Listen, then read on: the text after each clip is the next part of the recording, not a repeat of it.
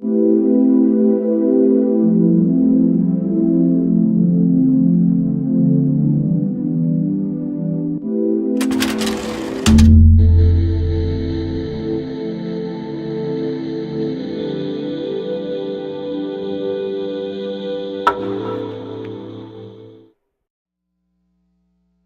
buenos días. Mi nombre es Karen Arena Cerrillo Ávila, soy residente de cuarto año de psiquiatría.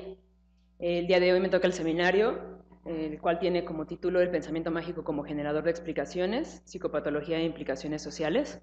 Mi tutora es la doctora Cristina Loizaga Mendoza, adscrita de la Clínica de Trastorno Obsesivo Compulsivo y Trastornos del Espectro.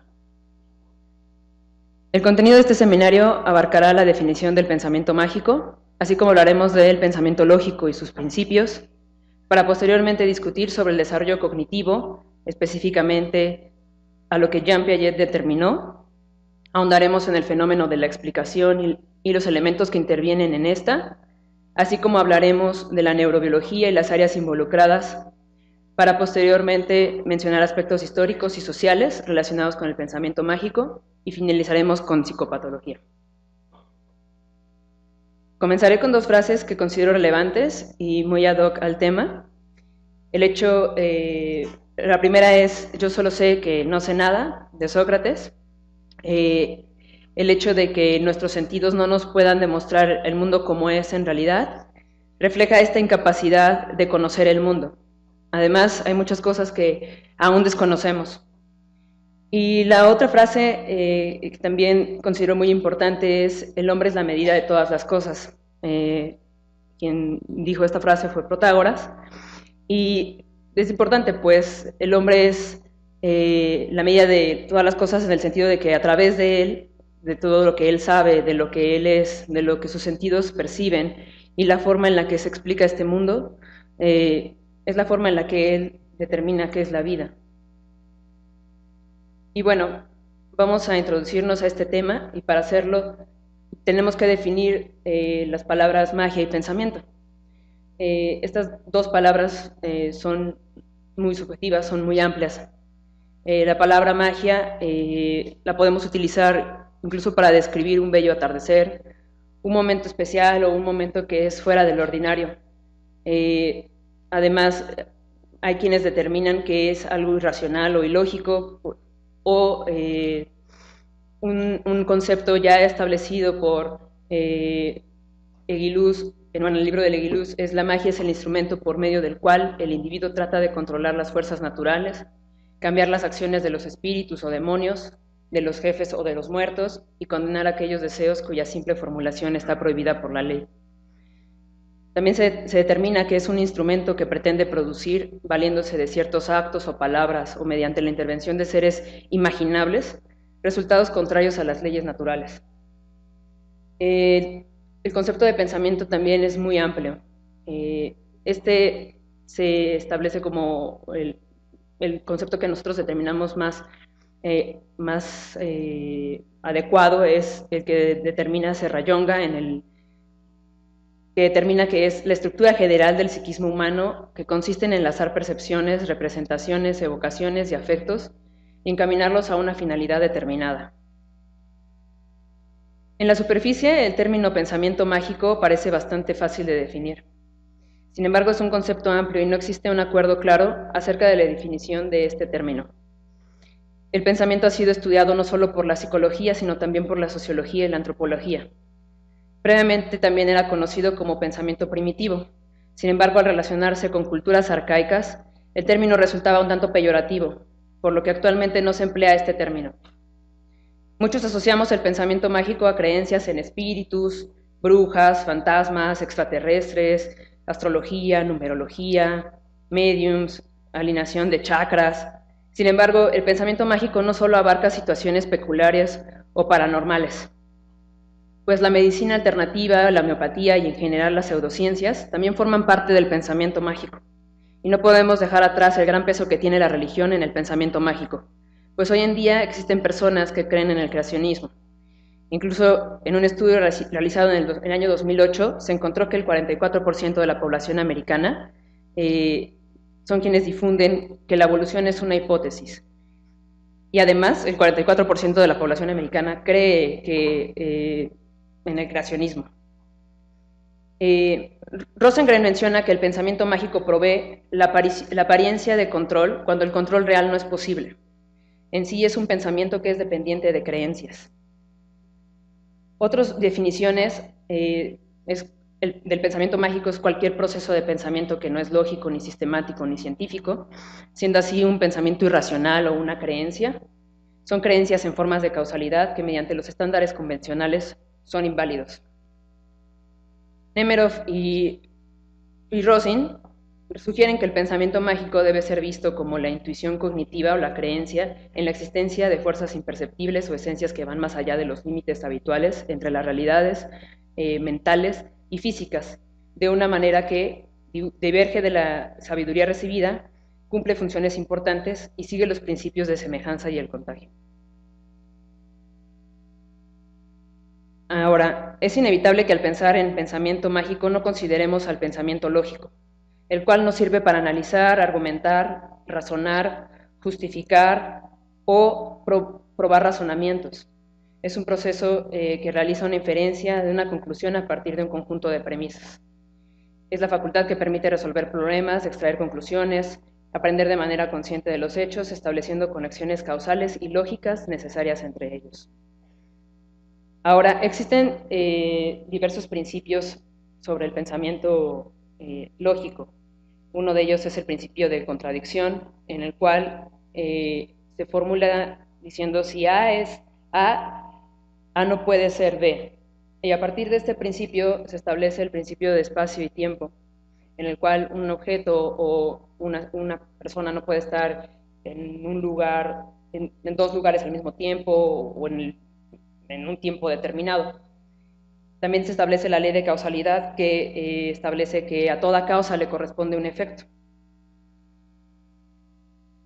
Con respecto al pensamiento mágico, existen ciertas leyes determinadas por diversos autores, pero las más comunes son la ley de contigüidad o también denominada el principio de contagio. Un ejemplo de esto es si yo me colocara la ropa de Adolfo Hitler, adquiriría ciertas características de este personaje. O, por ejemplo, los muñecos vudú, ¿no? Que tienen, no sé, algo mío y con que le hagan cierta acción, yo la voy a percibir, ¿no? La ley de semejanza o el principio de similitud, que las cosas que dos cosas que son semejantes entre sí tienen idénticas propiedades. Un ejemplo de esto sería si yo veo que una persona se envenena al comer una planta, cualquier planta, yo voy a tender a pensar que todas las plantas son venenosas. De Rayonga, aparte de estos, establece otro principio, que es todo objeto y toda fuerza tienen la facultad de producir la misma situación que cuando fueron observadas por primera vez. Es un tanto similar a la ley de semejanza. Ahora, Matthew Hudson es un autor que escribió este libro que se llama The Seven Laws of Magical Thinking. Él determinó que las personas que presentan pensamiento mágico generalmente tienden a contar con estas 7 leyes, en la cual los objetos tienen carga afectiva. Esto es, por ejemplo, un anillo de matrimonio o incluso algo que me llama la atención es el pañuelo de Paul McCartney, que incluso fue subastado, ¿no? El simple hecho de que ese pañuelo era de este personaje, pues lo hacía un tanto importante. También los símbolos tienen poder, lo que determina la existencia de hechizos y ceremonias. Las acciones tienen consecuencias distantes, y esto tiene que ver en cuanto a la superstición. Muchas veces las personas hacen ciertas acciones o ocupan ciertos amuletos para así poder tener buena suerte y que no se presenten consecuencias negativas. La mente no conoce los límites. Esto quiere decir que mediante la mente se pueden mantener conversaciones o el hecho de percibir, tener sensaciones extrasensoriales o que por medio de pensamientos uno pueda originar catástrofes simplemente con pensarlas. También el alma sigue viviendo. Esto quiere decir que la muerte no es el fin de nuestra alma y que esta alma en algún momento reencarnará en alguna otra especie. El mundo se encuentra vivo. Esto quiere decir que tanto los animales, los objetos y los dioses son personas que también se encuentran vivos. Y todo pasa por una razón. Esto tiene una relación amplia con el destino, ¿no? Que todo lo que sucede por una razón específica que pues, ninguno de nosotros conocemos. Ahora, el desarrollo del pensamiento desde el punto de vista ontogénico fue determinado por Jean Piaget. Él desarrolló la teoría del desarrollo cognitivo, en el cual se caracteriza por el periodo sensomotor, que va de los 0 años a los 2 años, el estadio preoperatorio preoperacional, que va de los 2 a los 7 años, el estadio de las operaciones concretas, que va de los 7 a los 12 años, y el estadio de las operaciones formales, que va de los 12 a los 15 años. De aquí vamos a tener un especial énfasis al estadio preoperacional, puesto que en esta etapa el niño se encuentra, bueno, lo que lo marca es el egocentrismo. Es una etapa basada en mí y solo yo, y es muy egocéntrica. Piaget afirmaba que en esta etapa los niños aún muestran aspectos inmaduros. Un claro ejemplo de ello puede verse en la práctica de la conservación. Según Piaget, la conservación es la capacidad que tiene un niño para corroborar que dos materiales iguales siguen siendo idénticos, después de que uno de haya sufrido alguna transformación. Un experimento que él hizo para confirmar esto fue el verter el contenido de un vaso a una probeta y preguntar al niño hasta dónde cree que va a llegar el líquido. El niño no puede determinar que bueno, es la misma cantidad de líquido, y nada más por que él visualiza esta probeta más alta, determina que la probeta tiene más líquido, cuando en realidad es lo mismo. El niño no presta atención a los rasgos estáticos de su ambiente. Presta atención a los rasgos estáticos de su ambiente, más no a las transformaciones. En cuanto a los siguientes etapas del desarrollo cognitivo, Piaget determinaba que el niño iba adquiriendo mayor madurez y, por ejemplo, en la etapa de operaciones concretas, el niño alcanza el umbral de la lógica y comienza a razonar y a captar el principio esencial de la educación. Y en cuanto a la etapa de las operaciones formales, el niño comienza a hacer abstracciones y en una forma metódica, aunque primitiva, establece hipótesis y las pone a prueba como un científico. Piaget también se refirió a un diferente tipo de pensamiento mágico, uno que se encontraba apoyado por la cultura. Estas eran las creencias en entidades como Santa Claus, el ratón de los dientes, las brujas, los duendes, el conejo de Pascua. Sin embargo, debido a que el enfoque de estudio de Piaget era el desarrollo cognitivo en una manera universal, estuvo menos interesado en el estudio de estos, pues estas creencias dependían de la cultura. Es por eso que él no dedicó su tiempo en explorar estas creencias en los niños. Ahora, Piaget usó el término de magia por participación. Esto para describir 3 formas de pensamiento mágico, de los cuales involucraban pensamientos, objetos y eventos que no tenían una relación. Por ejemplo, la magia por participación entre pensamientos y cosas. El niño determina que por medio de sus pensamientos puede alterar la realidad. La magia por participación entre acciones y cosas. El niño determina que al hacer un movimiento de su mano o al decir alguna frase, también puede alterar la realidad. La magia por participación entre objetos, que es muy similar al principio de contigüidad o contagio, y la magia por participación de un propósito, en el cual el niño cree que los objetos pueden ser controlados por él, pues piensa que el sol, las nubes, la luna le siguen. Algo interesante es que el pensamiento mágico disminuye con la edad, sin embargo se ha visto que este no desaparece. Algo también es que lo que se ha visto que es el motivo por el cual el pensamiento mágico no desaparece, es porque es una oportunidad para explicarse y controlar las situaciones. Además, este tipo de creencias juegan un rol mínimo en la conducta adulta y únicamente emergen en situaciones de estrés.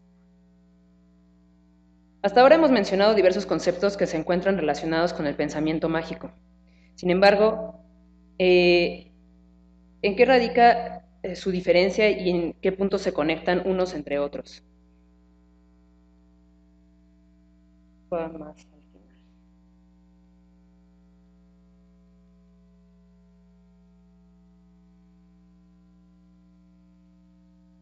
Entonces, como les decía, hay diversos conceptos que hemos ya mencionado y son diversos, por lo cual nos metemos un tanto en aprietos, ¿no? Para hablar de pensamiento mágico tendremos que hablar sobre creencias, bueno, qué es una creencia, qué es la superstición, qué es la cultura, qué es la ciencia, qué es la lógica, qué es la racionalidad, la incertidumbre, qué es una explicación, qué es la cosmovisión, qué es dogma, qué es la imaginación, qué es la religión, qué es la realidad, qué es un mito, qué es la tradición, qué es verdad, qué es la suerte, qué son los prejuicios, qué es la intuición, qué es la causalidad, qué es la interpretación. Este esquema que demuestro aquí nos muestra los elementos que participan y son fundamentales en el proceso de explicación e interpretación. El razonamiento es el punto de separación entre el instinto y el pensamiento. Algo muy importante es que ante un estímulo que nosotros percibimos mediante nuestros sentidos, sea un ruido, sea una imagen, sea un olor, nosotros lo interpretamos por medio de todos estos puntos, nuestra intuición, nuestra emoción, las experiencias previas con las que contamos, y la cultura también determina la forma en la que nosotros vamos a hacer una asociación de patrones, vamos a relacionar las cosas para así nosotros llevar a cabo el proceso de una creencia, generar una creencia. Y con esta misma interpretar lo que está sucediendo y crear nuestra realidad. Esto es mediante el agente de causalidad. Algo muy importante es que aquí juega un papel muy importante el pensamiento mágico, así como la incertidumbre ante algún suceso que nosotros nunca hemos visto. Esta incertidumbre genera miedo, lo cual también fomenta que mediante forma intuitiva o de una forma heurística podamos llegar a encontrar el motivo o formular una creencia para nosotros establecer una realidad que en sí sería entrecomillada, ¿no? Porque no es una realidad que sea verdadera. Para poder conocer esto necesitaríamos de la ciencia y del método científico que nos ayudara a comprobar la misma realidad y poder llegar a la verdad. Algo muy importante es que también mediante la formulación de una creencia y la forma en la que nosotros interpretamos los sucesos o los estímulos, muchas veces cuando esto se va fomentando a ciertas otras personas, pues creamos la cultura, ¿no? Y también creamos civilizaciones. También una forma en la que nos detenemos al momento de generar creencias es estableciendo prejuicios. Voy a definir algunas de estas palabras. La intuición es el modo por defecto de procesamiento de la información que se caracteriza por un rápido procesamiento. Es holístico, es asociativo y es similar a utilizar corazonadas para atribuir significado a las situaciones y experiencias. La cultura es un conjunto de saberes, creencias y pautas de conducta de un grupo social, incluyendo los medios materiales que usan sus miembros para comunicarse entre sí y resolver sus necesidades de todo tipo. La superstición, que es la creencia que no tiene fundamento racional y que consiste en atribuir carácter mágico o sobrenatural a determinados sucesos o en pensar que determinados hechos proporcionan buena o mala suerte. Por ejemplo, que pase el gato negro enfrente de mí, o que yo rompa un espejo, o que abra un paraguas dentro de mi casa. Hay diversas. El mito, en sociedades primitivas y arcaicas, es el fundamento mismo de la vida social y de la cultura. De este voy a hablar un poco más a fondo posteriormente.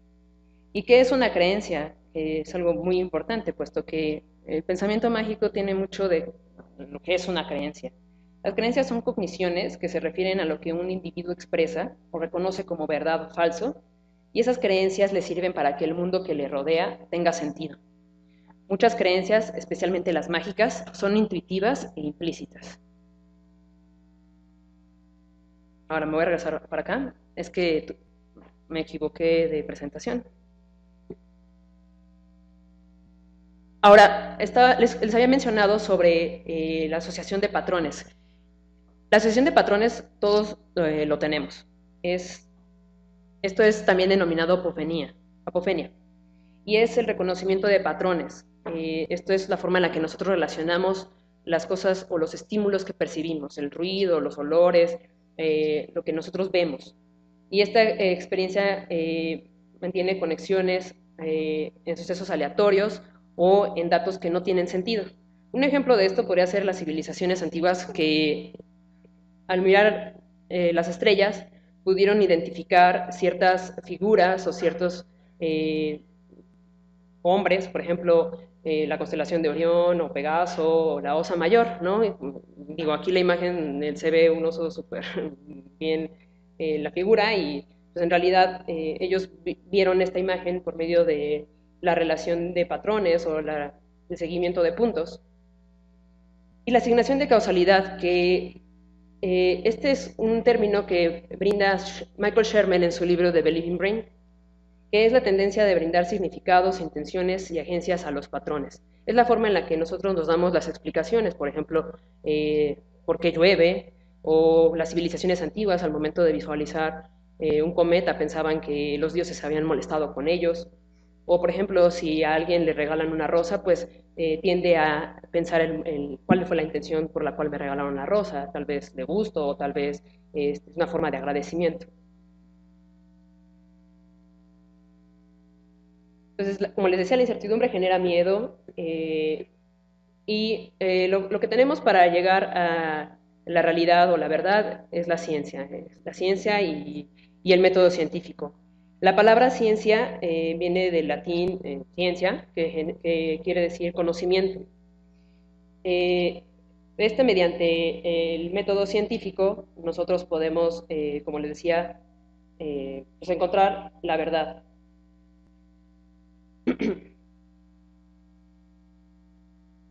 Ese camino hacia el conocimiento se encuentra también sustentado en dos pilares fundamentales, que es la reproducibilidad, que es la capacidad de repetir un determinado experimento en cualquier lugar y por cualquier persona, y la refutabilidad, que es toda proposición científica que tiene que ser susceptible de ser falsa, de ser falsada o refutada. Ahora, regresando también al esquema, me voy a regresar nuevamente. Ven estas líneas que se encuentran aquí, que hacen como un círculo.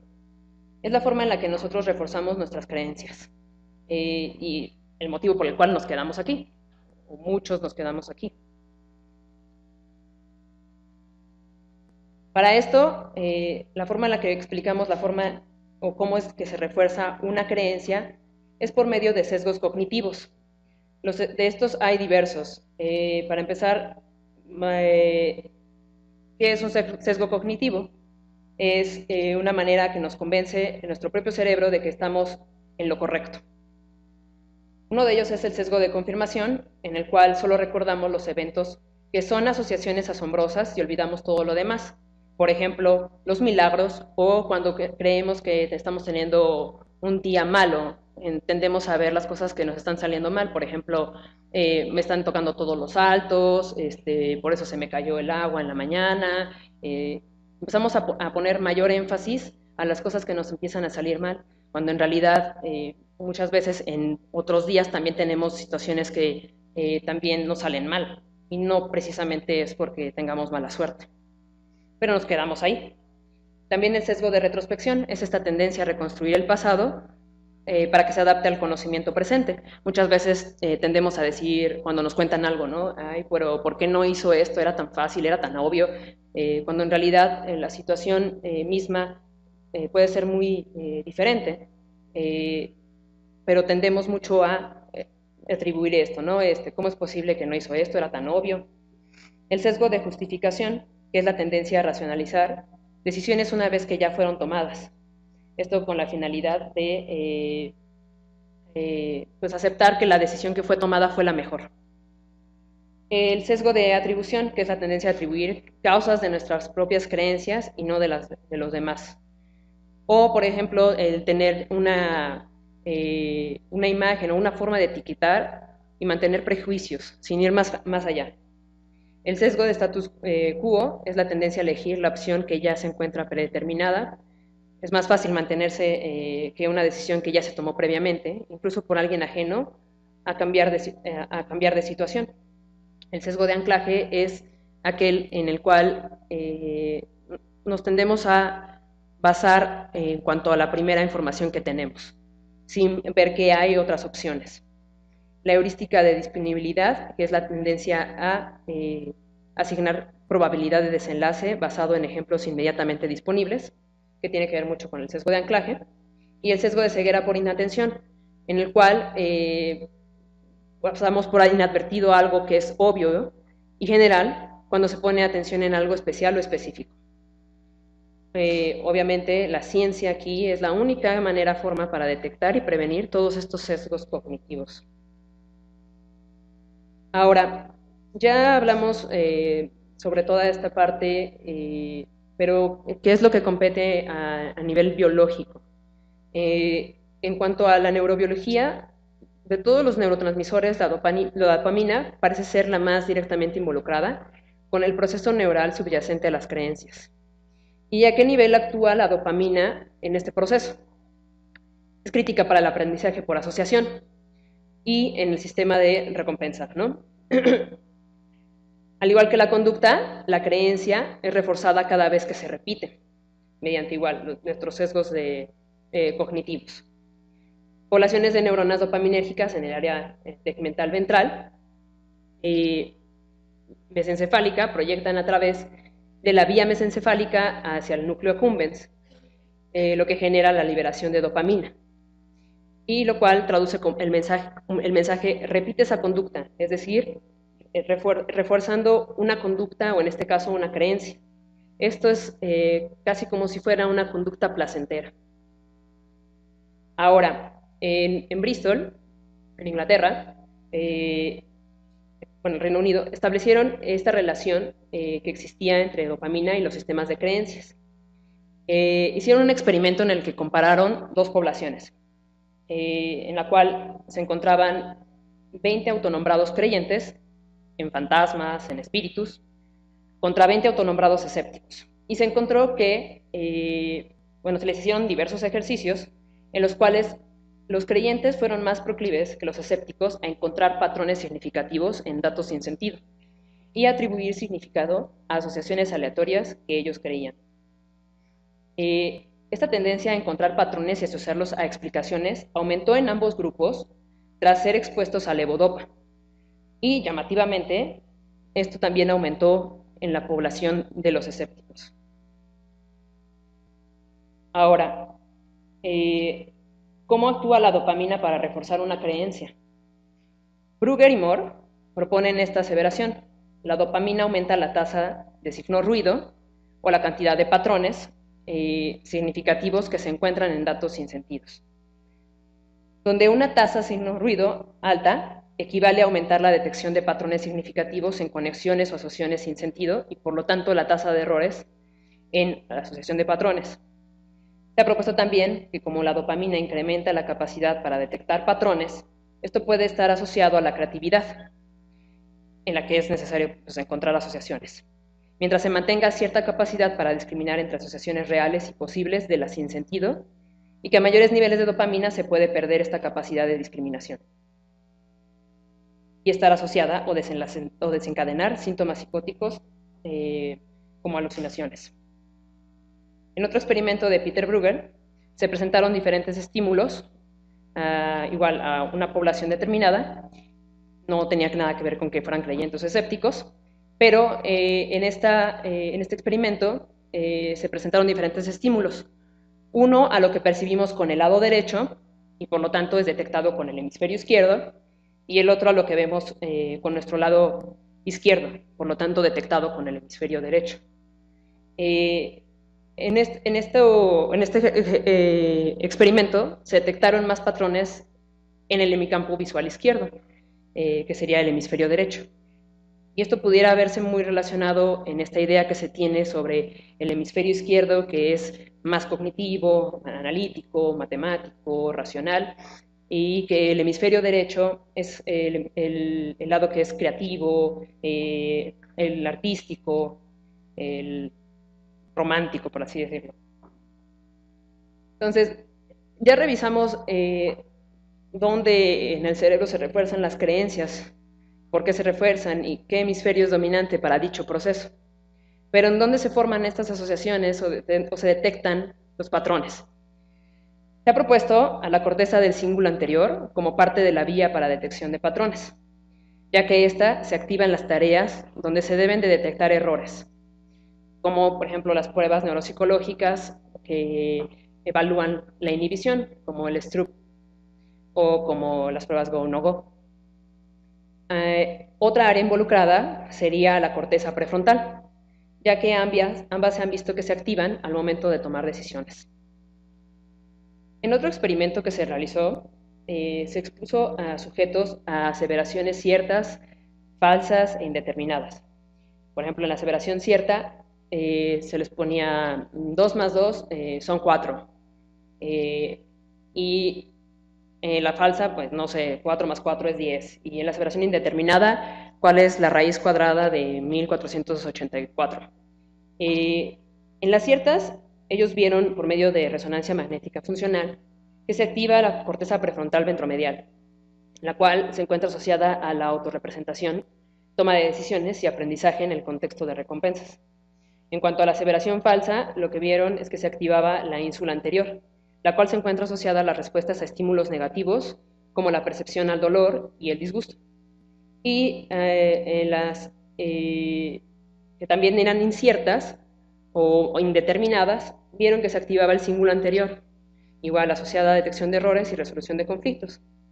Esto también se puede traspolar a lo que ocurre cuando se presenta una creencia congruente y no congruente a la realidad del individuo.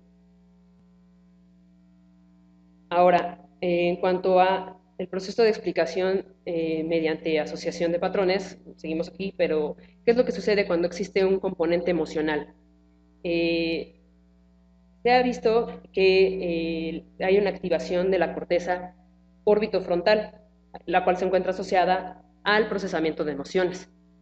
También hay activación del cíngulo anterior, que se encuentra activa en los procesos de reconocimiento de patrones y resolución de conflictos, y sorpresivamente la corteza prefrontal dorsolateral, la cual se encuentra asociada al razonamiento, se encuentra inactiva. Aún más interesante es que una vez que se ha llegado a una conclusión que emocionalmente es aceptable, se activa el estriado ventral, donde se encuentra el núcleo accumbens, y se inicia el proceso de reforzamiento, buscando así más sesgos cognitivos para reforzar esta creencia y deformando la realidad hasta acomodarla a la conclusión que nosotros queremos. Ahora, la creatividad involucra un proceso para detectar patrones y asociaciones nuevas y significativas de las que surgen productos e ideas útiles y apropiados para un contexto. Existe una teoría de que la psicosis o los delirios se pueden originar de un pensamiento que detecta patrones de forma indiscriminada, lo que quiere decir que se encuentran asociaciones y patrones donde no los hay y no tiene la capacidad para diferenciar si tienen sentido o no.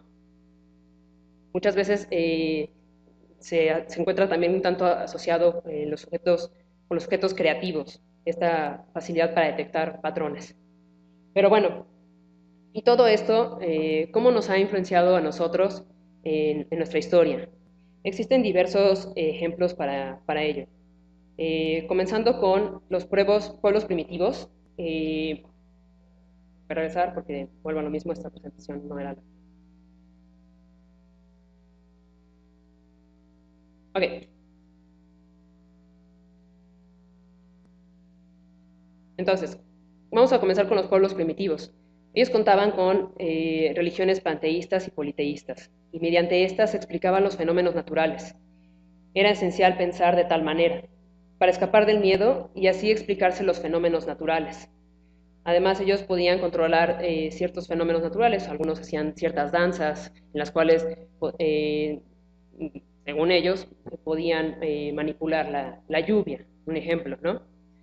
Eh, Bien, sí, el mito no... Algo también muy importante es que en estas poblaciones se basaban mucho en cuanto a los mitos. Y si el mito no es una creación pueril y aberrante de la humanidad primitiva, ¿qué se ha convertido los mitos en las sociedades modernas? Aunque todavía perviven en el mundo moderno, algunas participaciones en mitos y símbolos colectivos están lejos de ejercer el papel central desempeñado por el mito en las sociedades tradicionales. En la Edad Media, bueno, ya después de las civilizaciones arcaicas de las que hablábamos sobre las religiones panteístas y politeístas, se encuentra también lo que se conocía en la Edad Media. En ese entonces, la Tierra giraba, se encontraba girando alrededor, bueno, la Tierra se encontraba en el centro, la Luna y el Sol y los planetas se encontraban dentro de esferas de cristal. Ellos decían que la Tierra se encontraba formada por 4 elementos, que son el fuego, el aire, el agua y la tierra, así como el hombre se encontraba también formado por los mismos elementos que corresponden a los 4 humores corporales, como la bilis amarilla, la bilis negra, la sangre y la flema. En la sociedad medieval, el hombre no nada más se comunicaba con sus semejantes, también se comunicaba con el diablo, los ángeles, los espíritus, fantasmas, muertos, santos, mártires, inclusive con Dios. En esta época se encuentra también Juana de Arco, quien ella generalmente conversaba con Santa Ana y Santa Catalina. También las cruzadas son representativas, puesto que fueron guerras religiosas en las que musulmanes pelearon contra cristianos por el control de Jerusalén y los centros de peregrinación de Tierra Santa. En el transcurso de 200 años tuvieron cabida 7 cruzadas, y estas fueron inspiradas por creencias y las promesas de obtener indulgencias por parte de la Iglesia, así como el perdón de Dios, combatir el paganismo y la herejía.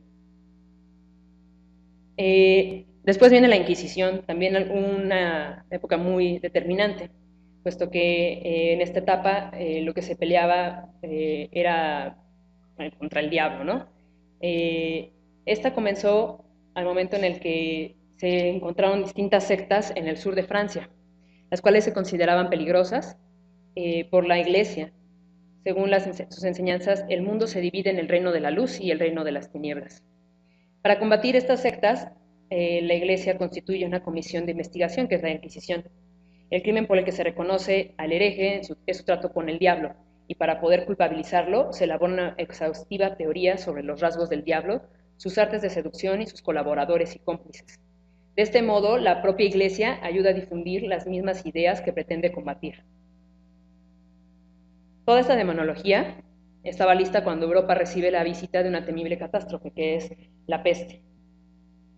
Después, en 1347, cuando llega hacia la peste bubónica y hace estragos durante los 3 años siguientes, 1/3 de la población muere a consecuencias de ella, y durante los 50 años siguientes no deja de haber brotes de peste.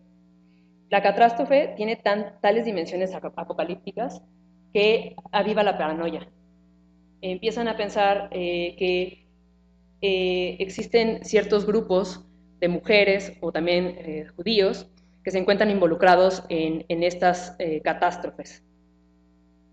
A las mujeres que veían que salían por la noche a un lugar apartado, generalmente les atribuían que ellas iban a adorar a algún espíritu o al mismo diablo. Se dice que en estas reuniones en las que ellas asistían adoraban al demonio, tomaban pócimas mágicas, drogas, y que las mujeres se transformaban en animales.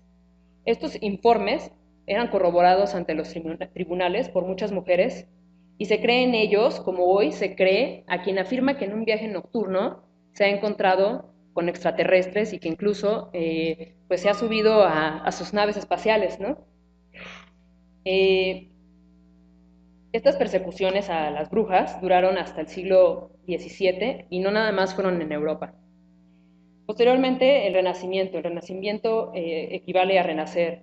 En este periodo que transcurre en los años 1400 y 1530, se redescubre la cultura pagana, se propuso también el manifiesto en la arquitectura, la escultura, las artes tienen un auge, así como comienza a darse la, la, la, la ciencia.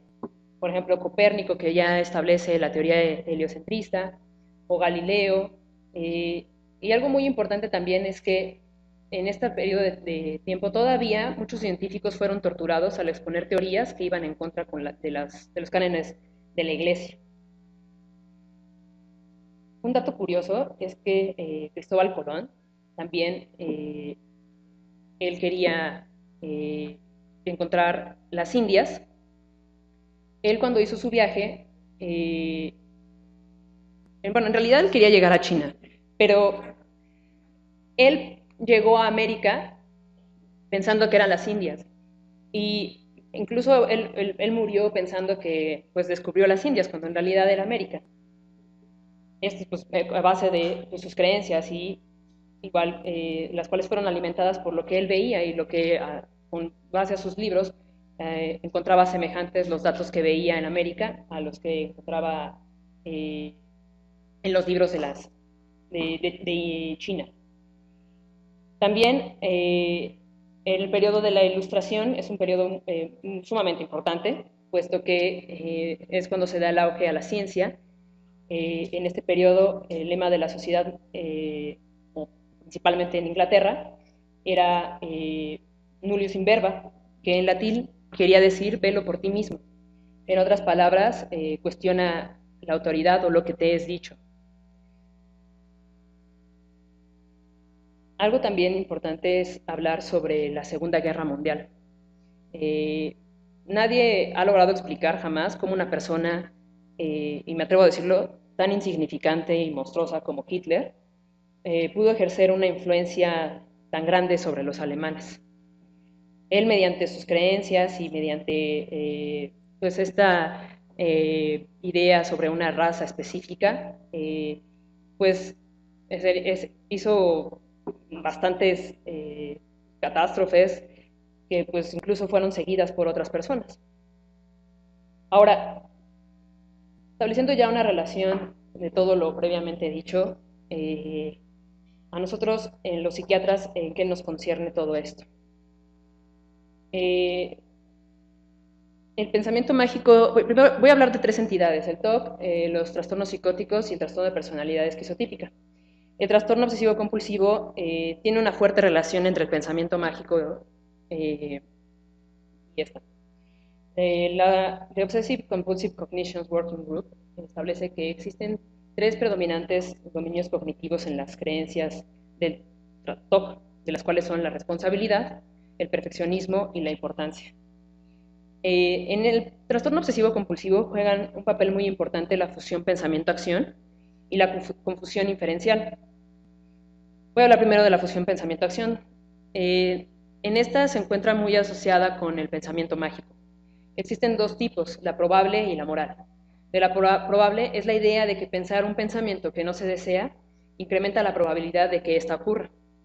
En cuanto a la moral, es creer que los pensamientos intrusivos son equivalentes a llevar a cabo la acción.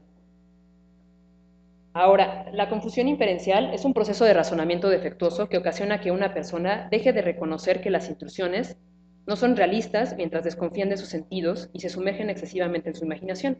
Un ejemplo es el de una persona que tiene de verificación, tiene compulsiones de verificación, en la cual la inferencia primaria sería que al momento de visualizar la puerta, independientemente de que yo vea que está cerrada, yo piense, ¿y qué tal que no? La segunda inferencia es a la que yo llego al momento de pensar qué es lo que ocurriría si esa puerta no está cerrada, que lleguen, no sé, unos ladrones o nos secuestren. El enfoque basado en la inferencia afirma que las dudas obsesivas siempre se derivan de los procesos de razonamiento que se producen en la confusión inferencial. Ahora, se encuentra más asociado el pensamiento-acción, la fusión pensamiento-acción que la confusión inferencial al pensamiento mágico. Sin embargo, se cree también que tiene un papel importante la confusión inferencial con el pensamiento mágico debido a la tendencia que existe a negar lo tangible o el pensamiento científico a favor de las posibilidades que únicamente son imaginadas. Con respecto a los trastornos psicóticos, el pensamiento mágico se considera uno de los predictores influyentes más importantes en el desarrollo tardío de un trastorno psicótico.